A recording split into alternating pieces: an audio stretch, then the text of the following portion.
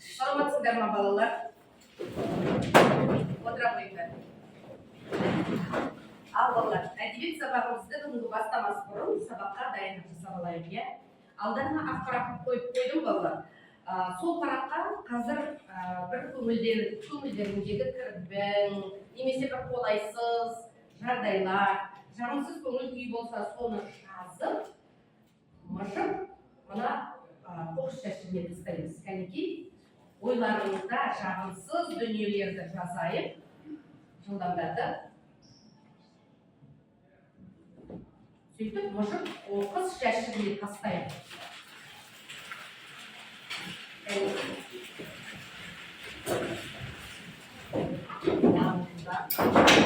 Ұйқымыз да ашылады, иә? Бәріміз бар? Бәріміз? Иә. Жағымсыз көңіл күйден арылып, тазарған жүрегімізбен жақсы көңіл күймен ендеше сабағымызды бастайық. Балалар, біз қазір қандай шығарманы талдап жатырмыз? Алғашқы ұстаз. Жақсы, иә. Шыңғыс Айтматовтың алғашқы ұстаз шығармасын оқып талдап жатырмыз. Сабағымызды бастамас бұрын осы шығарманы сендер қаншалықты жақсы біледі екенсіңдер, соған тоқталайық. Бірінші балалар, тақтаға көңіл бөлейікші. Мына жерде біз қазір галереяға барамыз шығарма бойынша. Бұл галереяның ерекшелігі, жайшылықта галереяда сурет көрсек, суретпен қатар бұл жерде сендерге тұжырымдар да беріледі. Осы тұжырымдардың ақиқат жалған екенін сіздер белгілейсіздер. Соған қарай отырып, бұл шығарманы қаншалықты оқығандарыңды байқаймыз, иә? Енді қазір балалар, міне қараңдаршы, алдарына міне қазір парақтар қойып қойдым, бұл жауап парақтары. Соны келіп аламыз. Жауап парақтарының түстері бірдей емес. Алған қолдарына алған жауап парақтарының түстеріне қарай топқа бөлініп отырамыз. Бұл жерде көк, қызыл, жасыл түске бөлінеміз. Келіп жауап парақтарын ала қойыңдар, кәнекей. Осы түске қарай қолға бөлініп отырамыз. Қойымыз.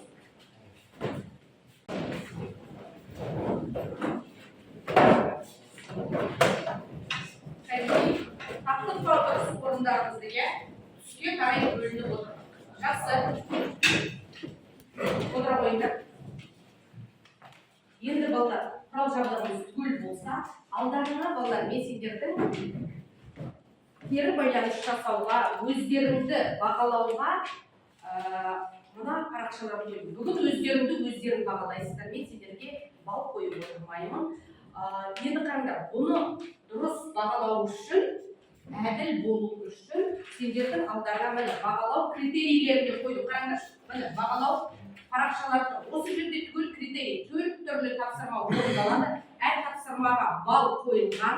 Осының тұсына өздеріне бірден бастап балды қойып отырамыз. Сабақтың соңында кім 10 балға жетеді, ол осы сабақ бойынша өзінің бір жаңа идеясы ма, бір ұсынысы бола ма, соған байланысты жаңа кері байланыс беруге дайын болайық. Ендеше бірінші тапсырма тұжырым галереясы. Бағалау парақшаларыңыз қолдарыңызда. Кәнекей қарайықшы, бірінші тұжырымдама өзіміз оқимыз да жауапты белгілейміз. Ақиқат болса дөңгелек, жалған болса әр тапсырманың тұсына X қойып отырамыз. Кеттік. Бірінші тапсырманы оқимыз да белгі қоямыз. Бірінші сұрақты. Сұрақта емес, суретте деген мән берейік кәнекей. Екінші. Өзіміз жолда оқып.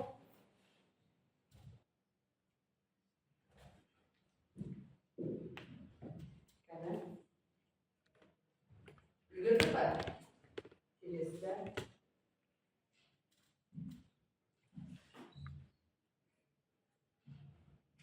Үлгеріп жатырмызға оқып. Суреттерге де мән беріп отырайық балалар. Бұл галерея болғанның осындағы суреттерге де мән берейік.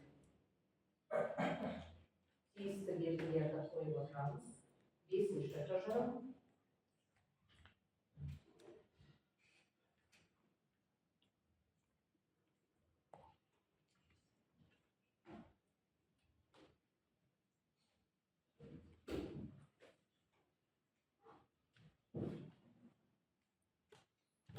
Суреттерге де қарап тұрайықшы, қазір осы суреттер бойынша сөйлесін.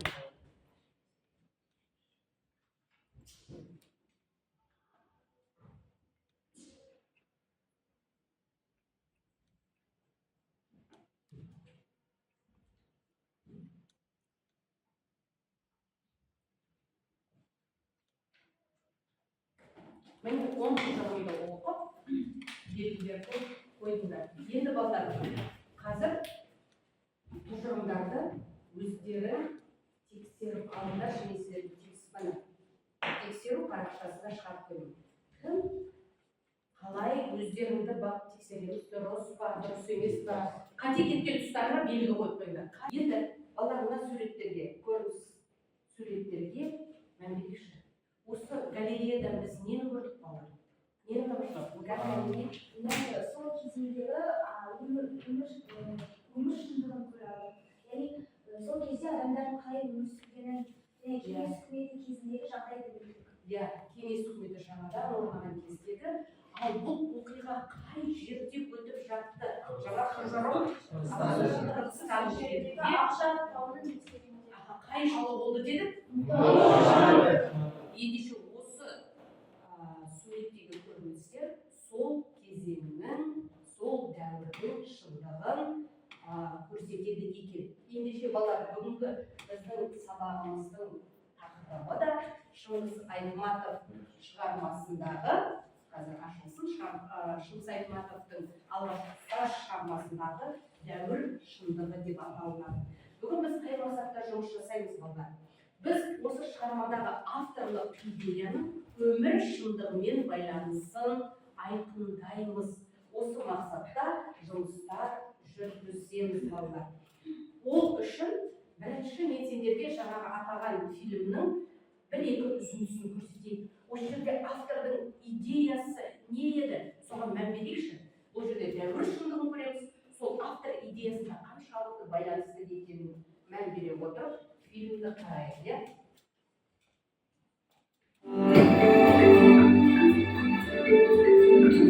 Түскен сәуле.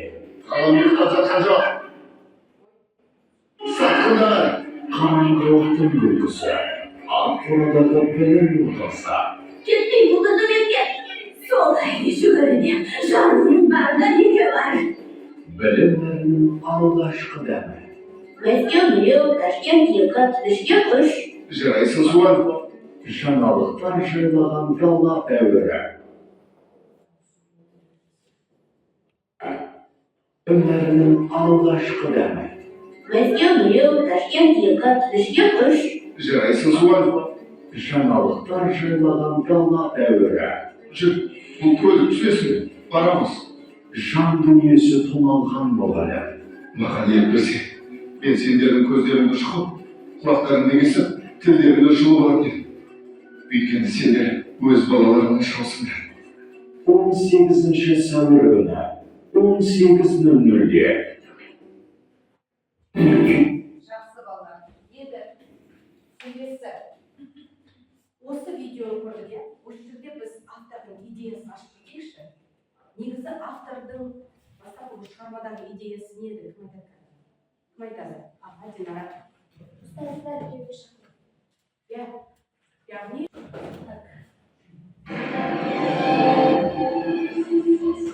Жеген алғашқы озбырлықтан азат етілген алғашқы әйел, қараңғылыққа қарсы шыққан алғашқы ұстаз, мәдениет телеарнасында. жақсы, мені балалар, жаңағы аталынған фильмнің үзінді көрдік. Осы жерде айтылған жаңағы сөздер осы біздің шығарманың негізгі идеясы болып табылады. Енді қараңыздар.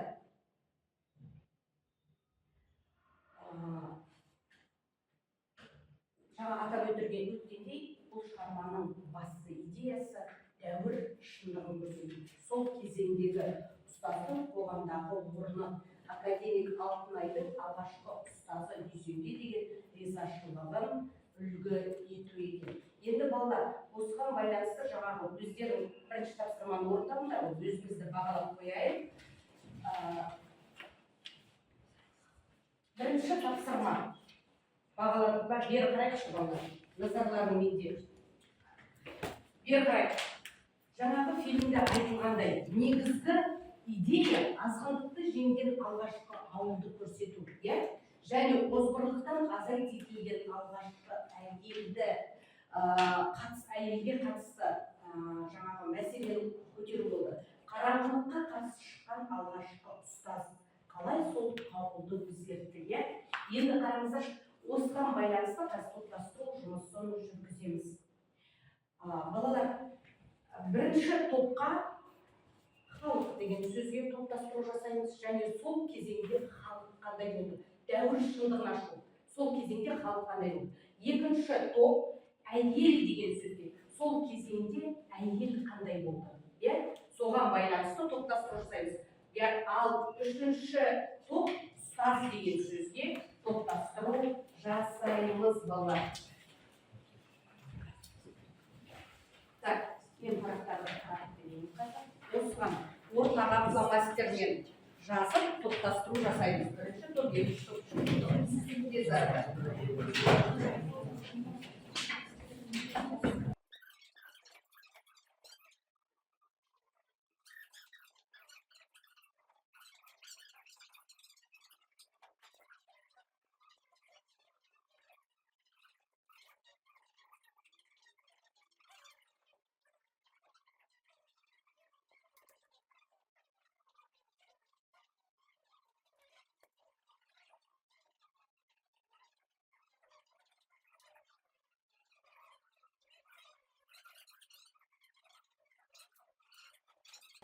Уақыт аяқталды. Енді кәнекей топ жұмыстарымызды әкеліп, мұнда ілейікші, мына тақтаға әкеліп, тезірек. Мен қазір сендерге магнит берейін. Мына жақтан магнит алыңыз. Бір-бірден бес алды.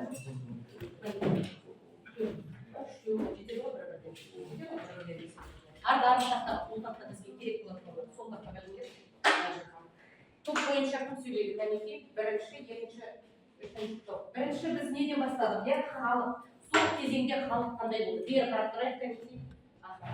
Біреуіміз бері бұна тақтадық қайшы? Халық. Қараңғы болды ол кезде. Міне, не берейінші? Халық. Қараңғы болды, сауатсыз болды, білімсіз болды, надан болды, мәдениетсіз болды, мейірімсіз болды. Сол мейірімсіздік неден туындап тұр? Мейірімсіз деді, иә? Жаңа мұғалім сөйлеп жатқанда не істеді? Мұғалім оқу ашамыз деген кезде.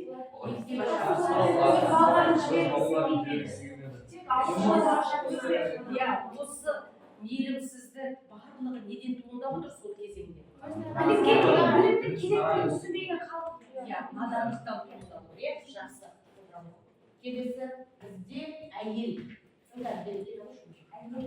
Сол заманда әйел теңсіздігі болды, яғни ескі салт дәстүрдің құрбаны болды, әйел отбасының ошаққасынан шыға алмады, әйел еріксіз болды, білім алуына қарсы болды. Әйелдің білім алуына қарсы болды. Бұл да сол кезеңнің шындығы, дәуірдің шындығы, әйелдің басынан өтіп жатқан. Шығармадан біз осыны көрдік.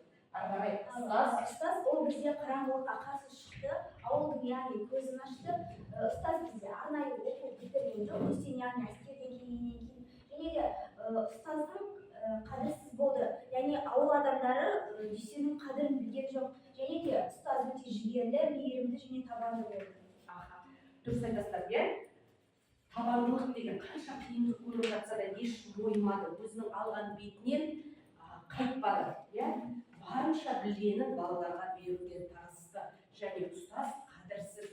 Сол халық қараңғы болғандықтан, оқу білімнің қадірін білмегендіктен ұстаздың да қадірі болмады. Бұл міне осы аталынған мына тақырыптар сол шығармада қозғалды. Жақсы балалар, келесі тапсырмамызға көшейік. Бүгін біз бүгін ертең деген стратегия бойынша тағы тапсырма орындаймыз. Алдарыңызда балалар, мен тапсырма беріп қойдым.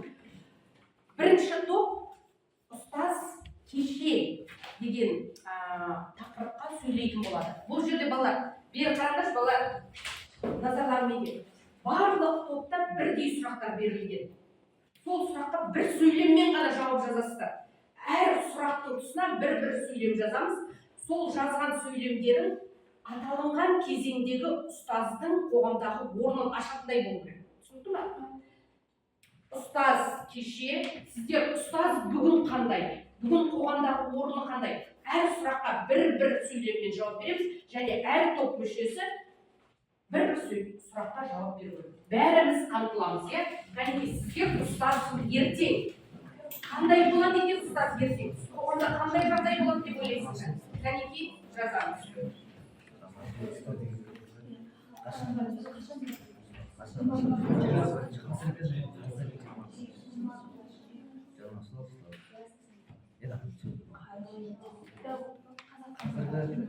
Балалар, сіздерге бір 5 минуттай уақыт беріледі.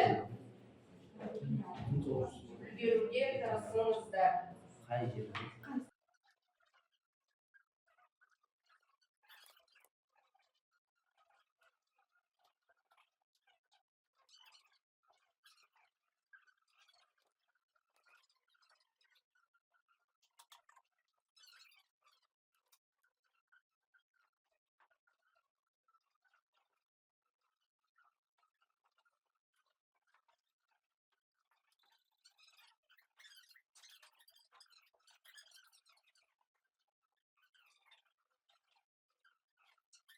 Бірінші топ, бірінші сұрақ.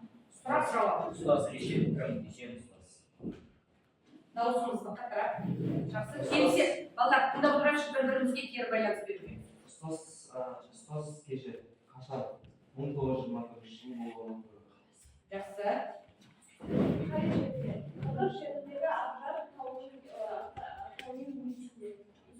Етегіндегі шалғай ауыл болады, иә, сіздердің оқиға. Кешен ұстаз не істеді? Балаларға білім беріп сауаттарын ашқан болады. Жақсы. Неліктен? Қарапайым халықтың көзін ашу үшін. Халықтың көзін ашу үшін. Өзде халық қандай болды? Қадірсіз. Халық қандай болды? Қандай болды? Ұстаз қандай болды?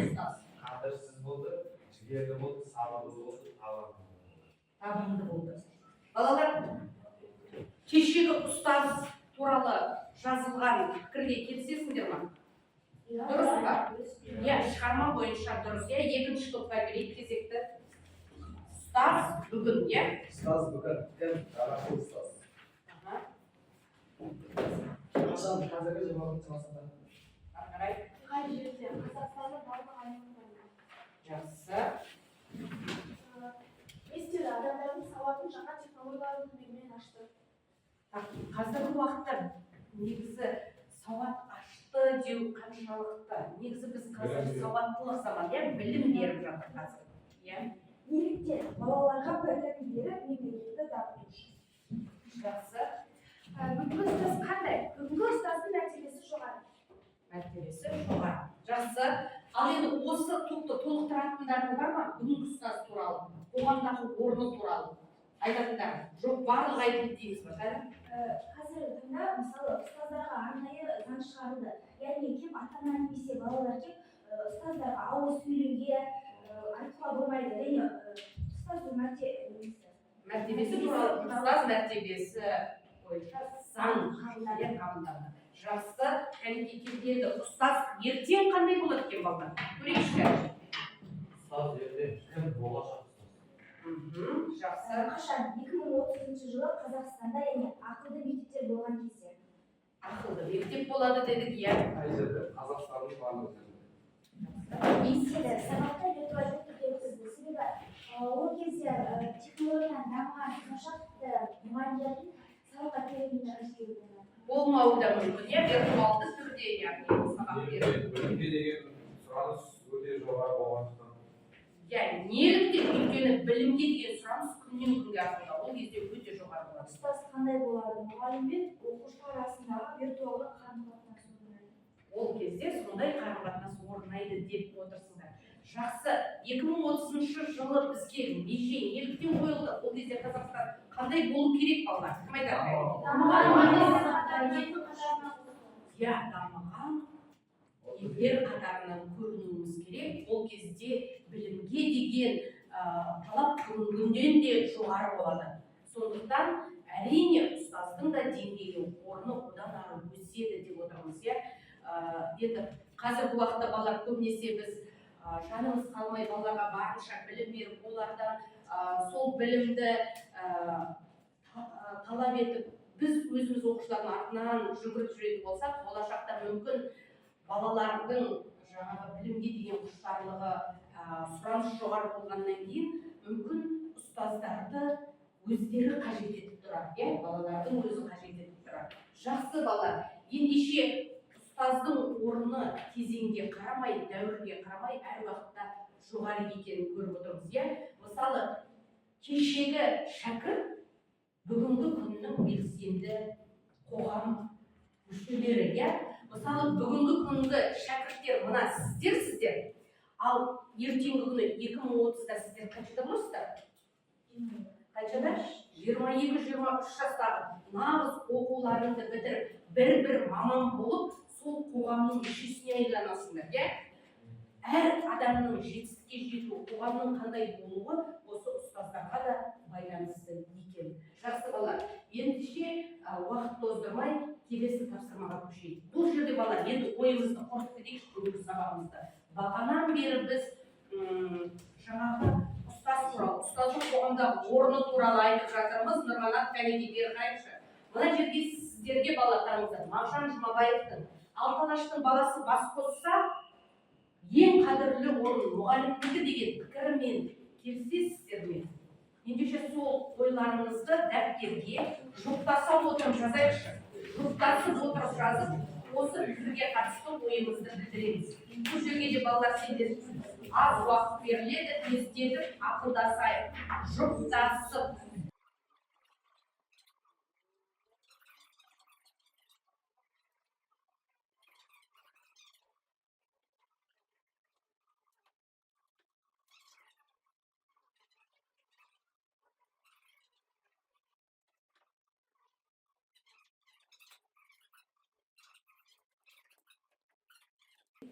Мына пікірге қатысты өз пікірлеріңізді білдіресіздер, иә.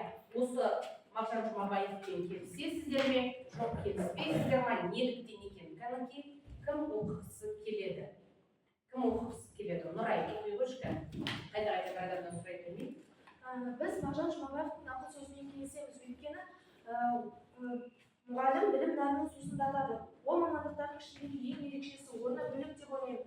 Өйткені ол ең бірінші баланың сауатын ашып, қолына қалам ұстатқызып, әрбір жететін адам деп ойлаймын. Және әр мықты тұлғаның алдында бір мұғалім, мықты мұғалім тұрады деп ойлаймын. Жақсы. Кәнеки, жұбыңызбен келісесіз бе сіз? Назира кәнеки. Мен де Нұраймен келісемін. Қай дәуірде ұлы тұлғалар болса да, олардың өзімен бірге ұлы ұстаздардың есімі қатар жүреді. Тұлға да ұстазға бас еді. Парасат білімге жол сілтеген ұлы ұстаздың есімі ешқашанда өшпек емес. Жақсы, тамаша сөздер. Келесі кәнеки, үшінші топтан сөйледіңдер кәнеки. Және біз осы пікірмен келісеміз, ең қадірлі орын ол бізде мұғалімдікі. Қараңғы халықтың көзін ашқан ұстаз. Тіпті болашақта да ұстаздар оқушыны емес, оқушы өзі мұғалімдерді іздеп білімге деген сұранысты арттырады. Кім? Ярасыл, келісесің бе? Икармен. Пікірмен келісемін. Өйткені мұғалімнің мәртебесі барған сайын жоғарылауда және оған арнайы заң шығарылған. Жақсы. Кәнеки, бұл топта бізде кім сөйлейді? Нұрдәулет, көрейікші кәнеки. Мен мұғалімдерді ерекше деп ойламаймын. Себебі олар да басқа мамандықтар секілді өз жұмысын орындап жалақыларын алады. Оларға сабақ беру олардың міндеттері емес пе? Неге біз дәрігерлерді ерекше деп айтпаймыз? Неге мұғалімдерді айтамыз? Екеуі де мамандық, білім берудің қасиеті ерекше деп айта алмаймын. Иә, бұл да мамандық. Бір шетінен Нұрдәулет келе дұрыс шығар. Әркімнің пікірі біз үшін құнды. Нұрдәулетке кәнеки жұбы қосылады ма екен? Сіздің де ойыңыз сондай ма? Нұрдәулетке қосыламын. Мұғалімдерді басқа мамандықтар секілді дәрежелері бірдей деп ойлаймын. Жақсы, бұл енді осы жұптың пікірі осындай екен. Енді біз бағадан бері не айтып жатыр отыра қойыңыздар. нұрдәулет пен нұрмановқа мүлдем келіспеймін. Өйткені алда тұрған мағжан жұмабаевтың айтуы бойынша 6 алаштың басы қосылса ең қадірлі орын мұғалімдікі деген пікірге толықтай келісемін. Өйткені ұстаздың орны әрқашанда жоғары әрі беделі биік болу керек. Мектеп табалдырығын аттағаннан бастап барлық білімді біз мектепке келіп мұғалімнен аламыз. Қазақстанның болашағы білімді жастардың қолында демекші, білімді болу үшін білікті мұғалім керек. Әрбір ірі тұлғаның артында алғашқы ұстазы тұрғанын ұмытпауымыз керек. Жақсы. Және де пікір білдіргім келеді дедік, уақытымызда әйтпесе бәрімізден сұрайтын едік. Осы ойлармен келісе отырып, 6 алаштың баласы бас қосса мұғалімдікі деп бес арысымыздың бірі әйгілі ақын мағжан жұмабаев атамыз айтқандай, біз үшін ең маңызды бұл келешектің кілті мемлекетіміздің жастардың бойына ізгілік қағидаттарын, адамзатқа және ортақ құндылықтарды сіңіретін жаңа ұстаздардың ұстаз еткен жалғас үйретуден балаға деген қасиетті сөзді айта келіп, бүгінгі таңның ұстаздарына бас иім келеді. Жақсы, рахмет балалар. Ендеше бері қарайықшы. Негізі бәріміз берді. Сонымен қайтадан өзіміздің сабағымыздың мақсатына келейік. Біз өмір шындығын көрсеттік, қай кезеңде? Кешегі кезеңде де айттық, бүгінгі кезең бойынша да сөйледік. Ертең де қандай болады? Қай кезеңге қарамастан ұстаздың орны ерекше екен қоғамда, қоғамның қандай болуы, былай айтқанда ұстазға байланысты десек те болады. Сондықтан ұстаз әр уақытта беделді жоғары деңгейде болуы керек. Өйткені күннен күнге білімге деген сұраныс артуда. Осыны есімізден шығармайық. Яғни автордың негізгі идеясы осы дәуір шындығымен байланысты ма екен балалар? Дәуір шындығымен әрине байланысты. Бағадан бері біз осы бағытта жұмыс жасап жатырмыз. Енді балалар, мен бүгін сабағымыздың соңында автор туралы тағы бір сіздерге мәлімет беріп кеткім келіп тұр. Шыңғыс Айтматовтың шығармаларына арнап Қырғызстанның ұлттық банкі жаңа коллекция монеталарын ұсынған екен. Бұл жерде қарасаңыз, мына Шыңғыс Айтматовтың өзіне және мына жерде шығармалар, бұл жерде тұңғыш шығармасын Жәмиләні білеміз, содан кейін барып мына жерде Қош бол Гүлсары, міне алғашқы ұстаз, тағы да Ақкеме сияқты шығармаларына арнап монеталар шығарып, ол айналымда екен. Осының өзінен қарай отырып, авторға деген халықтың құрметін көреміз. Шыңғыс Айтматовқа, жазушыға деген құрметін көруге болады. Оның шығармалары әлемнің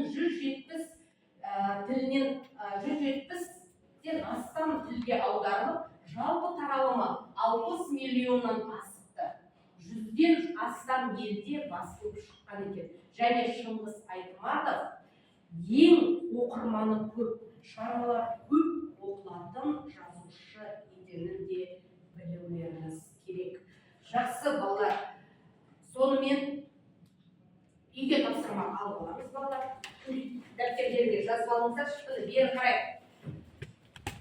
Жаңа сабақ барысында көріп өткен фильмнің үзінділерді байқатайық. Кончаловскийдің «Первый учитель» деген фильмі бар екен, ғаламторда бар. Міне мына сілтемемен кіріп, сол фильмді көреміз. Сөйтіп, повестің өзімен салыстырып көрейікші балалар. Фильм қалай түсірілген екен, шынайы сол дәуір қалай берілген екен фильмде. Ол жерде енді режиссердің көзқарасын көреміз. Мына жерде QR-код берілген, телефондарымен QR-ды өздеріңе жүктеп алсаңдар болады фильмді. Жарайды балалар, енді сабағымыз осымен аяқталып қалды. Өзімізді бағалап, кері байланыс беруге дайындалайық. Кері байланыс, сонымен өзімізді кім балалар? 10 балл алғандар бар ма іштерінде? Назира. Менің сабақтан түйгенім ғой. Мен осы күнге шейін болашақ мамандығым ретінде мұғалімді таңдаған болатынмын. Бірақ та алғашқы ұстаз повесінен кейін Дүйсен секілді шын жүректен балаларды оқыту үшін, сауатын ашу үшін мұғалім болғым келетінін түсіндім. Қандай мұғалім болатыныңды мүмкін осы шығармадан түсінген шығарсың. Мұғалім деген қандай сөз. Тағы да өзіне 10 балл қойған оқушылар бар ма? Кім қойды өзіне 10 балл? Қанша балл қойдыңыз өзіне? Өзіне 9 балл қойдым. Қай тұста кемшілік көріп тұрмыз? Мен өзіме тұжырым егесінің өзіне бір екі көтерші. Сондықтан 9 балл қойыңыз. Кәнекей, біз 10 балл қойған Фариза. Мен бүгінгі сабақта өзіме 10 балл қойдым, өйткені мен барлық тақырыпты түсіндім. Яғни дәуір шындығында бірге айқындай білдік, барлық тапсырмаға белсенді. Жақсы. Ал Кәнекей, Әсел қанша балл қойдың өзіне? Мен өзіме 8 балл қойдым. Яғни тұжырым галереясы және де топтық жұмыстарға қате жүреді. Жақсы балалар. Ендеше осымен сабағымыз аяқталды. Маған андағы кері байланыс қарақтарымызды өткізіп кетіңіздер. Жақсы, сау болыңыздар.